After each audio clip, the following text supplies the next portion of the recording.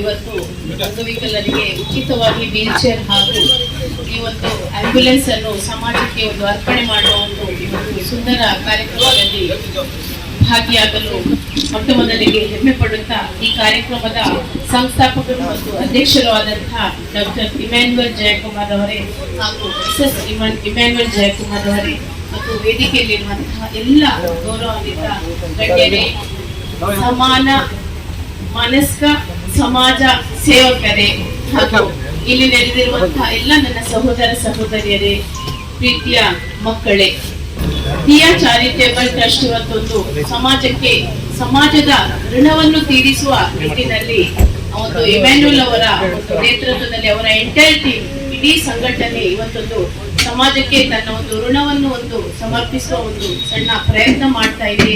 ಆ ಪ್ರಯತ್ನಕ್ಕೆ ನಾವೆಲ್ಲರೂ ಬೆನ್ನು ತಟ್ಟಿ ಪ್ರೋತ್ಸಾಹಿಸಬೇಕು.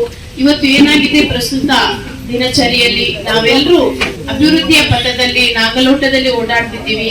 ನಾವೆಲ್ಲರೂ ಶ್ರೀಮಂತರಾಗುವಂತ ಒಂದು ಕನಸಿನಲ್ಲಿ ಅಥವಾ ದುಡ್ಡು ಗಳಿಸುವ ಭರದಲ್ಲಿ ಎಲ್ಲರೂ ಇವತ್ತು ನಾವು ತುಂಬಾ ವೇಗವಾಗಿ ಮುಂದುವರಿಯುವಂತ ಒಂದು ಕನಸನ್ನು ಕಂಡು ಅವರಿಗೆ ಸೇವಾ ಕಾರ್ಯ ಮಾಡ್ಲಿಕ್ಕೆ, ಸಮಾಜಕ್ಕೆ ಒಳ್ಳೆಯದನ್ನು ಮಾಡ್ಲಿಕ್ಕೆ ಕೆಲವೊಂದು ವಸ್ತುಗಳ ರೂಪದಲ್ಲಿ ಕಾಣಿಕೆ ಕೊಡುವುದಿಲ್ಲ ಅಥವಾ ಪ್ರೀತಿ ಪ್ರೇಮದಿಂದ ನಾವು ಇನ್ನೊಬ್ಬರನ್ನು ಅವರ ಕಷ್ಟ ಕಾರ್ಪಣ್ಯಗಳಿಗೆ ಸ್ಪಂದಿಸಿ 4 ಒಳ್ಳೆಯ ಮಾತುಗಳನ್ನಾಡುವುದು ಸಹ ಒಂದು ಉತ್ತಮ ದಾನ ಅಂತ ಪರಿಗಣಿಸಲ್ಪಟ್ಟಿದೆ.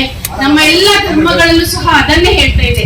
ಮೊತ್ತ ಮೊದಲನೆಯಾಗಿ ಇನ್ನೊಬ್ಬ ವ್ಯಕ್ತಿಯ ಕಷ್ಟ ಕಾರ್ಪಣ್ಯಗಳಿಗೆ ನಾವು ಸ್ಪಂದಿಸಬೇಕು. ನಮ್ಗೆಲ್ರಿಗೂ ಗೊತ್ತಿದೆ, ನಾವು ಭಗವದ್ಗೀತೆಯಲ್ಲಿ ಏನ್ ಕೇಳ್ತೀವಿ, ಸರ್ವೇ ಜನ ಸುಖೀನೋ ಭವಂತು ಅಂತ ಭಗವದ್ಗೀತೆಯಲ್ಲಿ ಇದೆ ಹೇಳಿದೆ. ಎಲ್ಲಿಯೂ ಹಿಂದೂ ಜನ ಸುಖೀನೋ ಭವನ ಅಂತ, ಹಿಂದೂ ಜನ ಸುಖೀನೋ ಭವಂತ ಅಂತ ಎಲ್ಲೂ ಮೆನ್ಷನ್ ಮಾಡಿಲ್ಲ. ಓನ್ಲಿ ಸರ್ವೇ ಜನ ಸುಖೀನೋ ಭವಂತ ಹೇಳಿದೆ. ನಮ್ಮ ಖುರಾನಲ್ಲೂ ಏನ್ ಹೇಳಿದೆ, ಇನ್ನ ಪಕ್ಕದ ಮನೆಯವ ಹಸಿದಿರುವಾಗ ನೀನು ತಿಂದು ತೇಗುವುದು ಅದು ಧರ್ಮ ಅಲ್ಲ ಅಂತ ಹೇಳಿದೆ. ಅಲ್ಲಿ ಖುರಾನಲ್ಲೂ ಎಲ್ಲೂ ನಿನ್ನ ಪಕ್ಕದ ಮುಸ್ಲಿಂ ವ್ಯಕ್ತಿ ಹಸಿದಿರುವಾಗ ಅಂತ ಎಲ್ಲೂ ಹೇಳಿಲ್ಲ. ವ್ಯಕ್ತಿ ಅಂತ ಹೇಳಿದ್ದಾರೆ, ಮನುಷ್ಯ ಅಂತ ಹೇಳಿದ್ದಾರೆ. ಅದೇ ರೀತಿ ಬೈಬಲ್ ಅಲ್ಲೂ ಅದೇ ಹೇಳಿದ್ದಾರೆ, ನಿನ್ನ ನೆರೆಹೊರೆಯವರನ್ನು ಪ್ರೀತಿಸುವಂತ. ಅಲ್ಲಿ ಎಲ್ಲಿಯೂ ಸಹ ನಿನ್ನ ಕ್ರಿಶ್ಚಿಯನ್ ನೆರೆಹೊರೆಯವರನ್ನು ಪ್ರೀತಿಸುವಂತ ಎಲ್ಲಿಯೂ ಬೈಬಲ್ ನಲ್ಲಿ ಉಲ್ಲೇಖ ಇಲ್ಲ. ಆದ್ರೆ ನಾವು ಇಂಟರ್ಪ್ರಿಟೇಷನ್ ಏನಿದೆ, ನಮ್ಗೆ ಬೇಕಾದಾಗೆ ನಾವು ಅದನ್ನೆಲ್ಲ ತಪ್ಪಾಗಿ ಗ್ರಹಿಸಿಕೊಂಡು ಇವತ್ತು ಮಾನವೀಯತೆಯನ್ನು ನಾವು ಮರೆತಿದ್ದೇವೆ, ಮನುಷ್ಯತ್ವವನ್ನು ಮರೆತಿದ್ದೇವೆ. ಇನ್ನೊಬ್ಬರ ಕಷ್ಟಗಳಿಗೆ ಸ್ಪಂದಿಸುವ 4 ಒಳ್ಳೆಯ ಮಾತಾಡುವುದನ್ನು ಸಹ ನಾವು ಮರೆತು ಬಿಟ್ಟಿದ್ದೇವೆ. ಆದ್ರೆ ಖಂಡಿತ ಆಗಬಾರದು. ನಾವು ಎಷ್ಟೇ ಸಬಲೀಕರಣ ಹೊಂದಿದ್ರು, ಎಷ್ಟೇ ನಾವು ಅಭಿವೃದ್ಧಿಯ ಪಥದಲ್ಲಿದ್ರು ಸಹ ನಮಗೆ ಮಾನವೀಯತೆ, ಮಾನವೀಯ ಮೌಲ್ಯಗಳು ಖಂಡಿತ ನಮ್ಮ ಜೀವನಕ್ಕೆ ಬೇಕು. ಯಾಕೆ ಹೇಳಿದ್ರೆ ಅದೇನಿದೆ, ನಮ್ಮ ವ್ಯಕ್ತಿತ್ವಕ್ಕೆ ಒಂದು ಕಳಶ ಇಟ್ಟಂತೆ ಮಾನವೀಯ ಮೌಲ್ಯಗಳು, ಮಾನವೀಯತೆ ನಮ್ಮಲ್ಲಿದ್ರೆ ಖಂಡಿತ ನಾವು ಇಡೀ ಜಗತ್ತನ್ನೇ ಗೆಲ್ಬಹುದು. ಇವತ್ತು ದೊಡ್ಡ ದೊಡ್ಡ ಮಹಾ ವ್ಯಕ್ತಿಗಳು ಏನಿದ್ರು, ಈಗ ನಾವು ನೋಡ್ತೀವಿ ಕೆಲವೊಂದು ನಮ್ಮ ಸುತ್ತಮುತ್ತ ಅಗರ್ಭ ಶ್ರೀಮಂತ ವ್ಯಕ್ತಿಗಳಿದ್ದಾರೆ.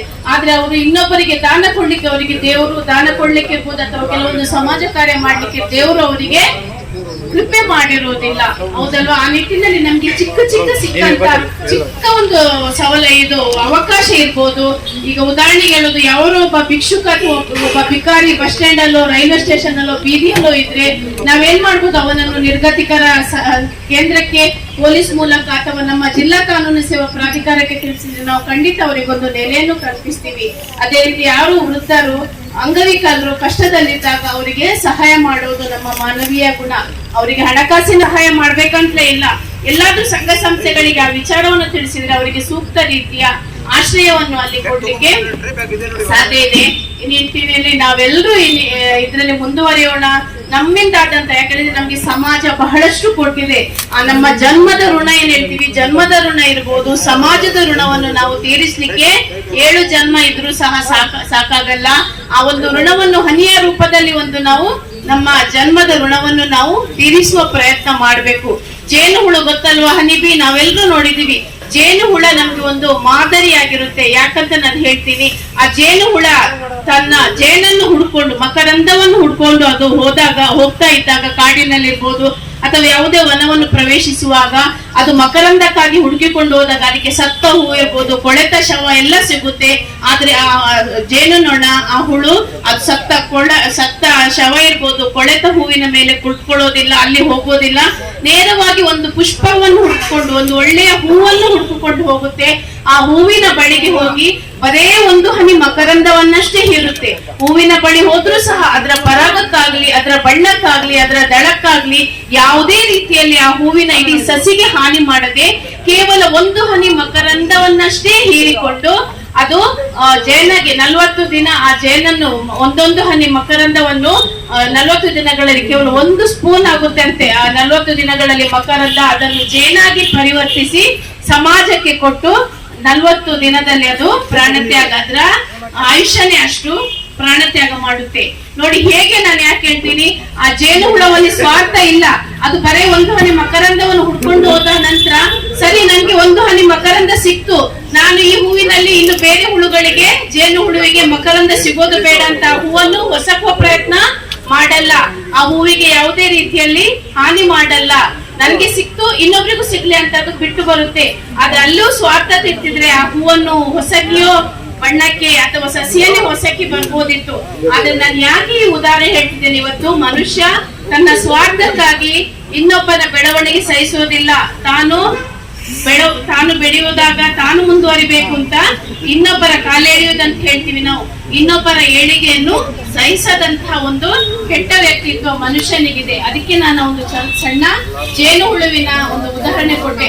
ಮನುಷ್ಯನಾಗ್ತಿದ್ರೆ ಏನ್ ಮಾಡ್ತಿದ್ದ, ಸರಿ ಮಕರಂದ ನನ್ಗೆ ಸಿಕ್ತು, ಇನ್ನು ಯಾರಿಗೂ ಸಿಗ್ಬಾರ್ದು ಅಂತ ಆ ಇಡೀ ಸಸಿಯನ್ನೇ ಹೊಸಕಿ ನಾಶ ಮಾಡುವಂತಹ ಒಂದು ವ್ಯಕ್ತಿತ್ವ ಅವನಿಗಿತ್ತು. ಈ ನಿಟ್ಟಿನಲ್ಲಿ ನಾವೆಲ್ಲರೂ ಇವತ್ತು ನಮ್ಮಿಂದ ಆದಂತಹ ಒಂದು ಸಮಾಜ ಸೇವಾ ಕಾರ್ಯ ಮಾಡ್ಲೇಬೇಕು.